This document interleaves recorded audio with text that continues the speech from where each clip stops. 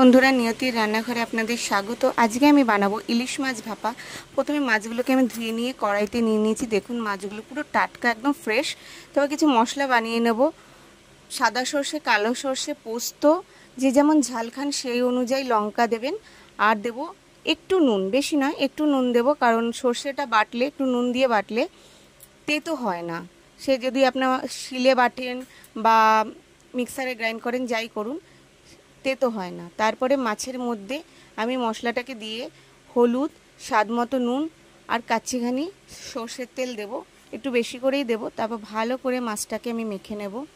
হাত দিয়ে আমি ভালো করে মাছটাকে মেখে নেব। কাঁচা মাছগুলোকেই আমি মাখবো মশলা দিয়ে। ভালো করে মেখে নেওয়া হয়ে গেছে আমার। এবার গ্যাসটাকে অন করে আমি কড়াইটা চাপিয়ে দেব। গ্যাস অন করে আমি কড়াই চাপিয়ে দিয়েছি। এবার 20 থেকে 25 মিনিট একদম লো আছে আমি ঢেকে দেব।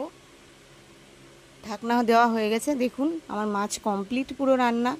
খুবই ভালো একটা স্মেল এসছে। এবার একটু ভালো করে নেড়ে ছেড়ে দেবো। বেশি জোরে জোরে নাড়বেন না, তাহলে ভেঙে দেবে, একদম তো কাঁচা। তারপর 3টে কাঁচা লঙ্কা আমি চিড়ে দিয়েছি।